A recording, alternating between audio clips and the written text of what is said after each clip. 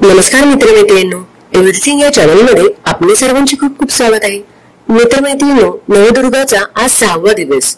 आज आपण कात्यायनी देवीबद्दल माहिती पाहणार आहोत. चला तर मग पाहूया. कात्यायनी हे नवदुर्गामधील दुर्गेचे 6वे रूप मानले जाते.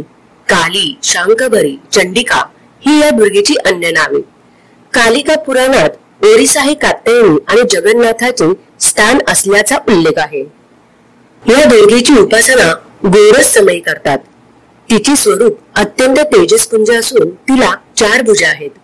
उजव्या बाजूच्या 2 हाताच्या अभय मुद्रा असून डावीकडील हातांमध्ये तलवार आणि कमळ आहे. या तलवारीचे नाव चंद्रहास असे आहे. या कात्यायनीचे वाहन सिंह आहे. तिचे स्वरूप रुद्र असून तिला युद्ध देवता देखील म्हणतात. चंद्रहास उज्ज्वल करा, शार्दूल वर वाहना, कात्यायनी शुभ दधा देवी, दानव घातिनी या मंत्राने कात्यायनी देवीची उपासना केली जाते. कालिंदीच्या यमुना किनारी भगवान श्री कृष्णांना पती स्वरूपात प्राप्त करण्यासाठी वज्र गोपींनी या देवीची उपासना केली होती असे सांगतात. म्हणूनच ही देवी रजमंडी मंडळांची अधिष्ठात्री देवी मानली जाते. या देवीची उपासना केली असता साधकाचे मन ज्ञान चक्रात स्थिर होते. धर्म, अर्थ, काम, मोक्ष या 4ही पुरुषार्थांची इहलोकात राहूनच या देवीच्या उपासनेमुळे प्राप्ती होते. साधकास अलौकिक तेज प्राप्त होते. कात्यायनी उत्पत्ती संदर्भात एक पुराण कथा सांगितली जाते. कथ नावाचे महर्षी त्याचा मुलगा कात्यायन यांनी अनेक वर्ष भगवतीची कठोर उपासना केली. भगवती प्रसन्न झाल्यानंतर भगवतीने आपल्या घरी कन्या स्वरूपात जन्म घ्यावा अशी प्रार्थना होती. त्यानंतर पृथ्वीवर महिषासुराचा उपद्रव वाढला. ब्रह्मा, विष्णू आणि महेश यांनी आपल्या तेजातील काही अंश देऊन महिषासुराच्या विनाशासाठी एका देवीला उत्पन्न केले. कात्यायनाची सर्वप्रथम या देवीची पूजा उपासना केली, म्हणूनच तिचे नाव कात्यायनी. कात्यायनीचा शब्दाचा अर्थ पहिला तर दृढ आणि घातक, अहंकाराचा नाश करणारी असा होतो. अश्विन कृष्ण चतुर्थीला या देवीने कात्यायनाच्या घरी जन्म घेतला होता. सप्तमी, अष्टमी, नवमी या 3 दिवशी कात्यायनाची पूजा ग्रहण करून दशमीच्या दिवशी देवीने महिषासुराचा वध केला. कात्यायनीचे रूप मातृत्व वैशिष्ट्य दाखवणारे असून कुमारिकांनी इच्छित वर प्राप्तीसाठी कात्यायनी देवीची आराधना केली. ज्याच्या विवाहास विलंब होतो अशा कुमारिकांनी हा श्लोक म्हणून उपवास केल्यास लवकर विवाह जमून इच्छित वर प्राप्त होते असे म्हटले जाते. कात्यायनी महामाई, महायोगिन्य धीश्वरी, नंद गोप सुताय देवी, पतिम मे करुणे. या देवीला पिवळ्या रंगाचे फूल आणि चांदीच्या पात्रातून मध नैवेद्य म्हणून अर्पण केला जातो. लाल रंग या देवीचा आवडीचा आहे. या देवीच्या पूजेनंतर महादेव आणि प्रजापिता ब्रह्मा यांची पूजा करण्याचा प्रघात आहे. समस्त सृष्टीला महिषासुराचा जाचातून मुक्त करणाऱ्या कात्यायनीचे जयगान गाऊया.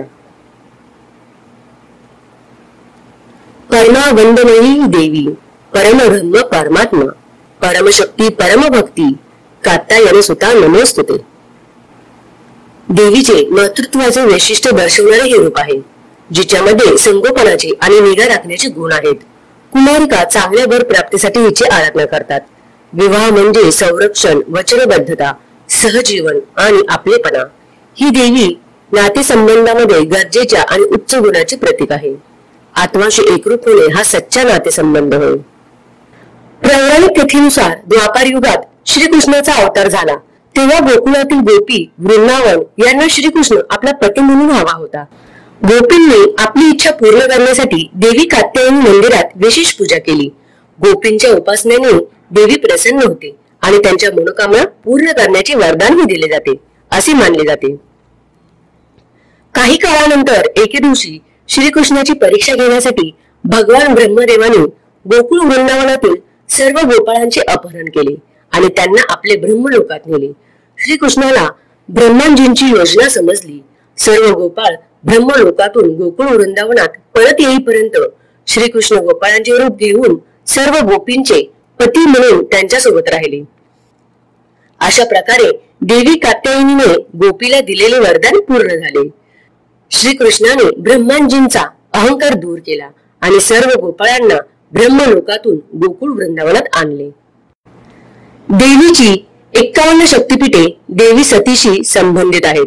पौराणिक कथेनुसार देवी सतीने दक्ष प्रजापतीच्या यज्ञकुंडात उडी मारून आपल्या देहाचा त्याग केला होता.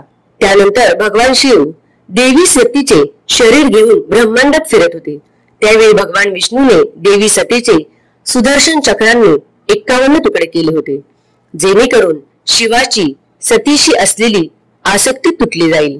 देवी सतीच्या शरीराचे तुकडे आणि दागिने जिथे पडले तिथे तिथे शक्तिपीठांची स्थापना झाली. कात्यायन शक्तिपीठ उत्तर प्रदेशातील मथुरेजवळ वृंदावन येथे आहे. मथुरेपासून वृंदावन सुमारे 10 किलोमीटर आहे. मथुरा हे देशातील सर्व प्रमुख शहरांशी रेल्वे आणि रस्त्याने जोडलेले आहे. तर मित्रमैत्रिणी, अशा प्रकारे नवदुर्गांमध्ये 6वे रूप म्हणजे कात्यायनी देवी.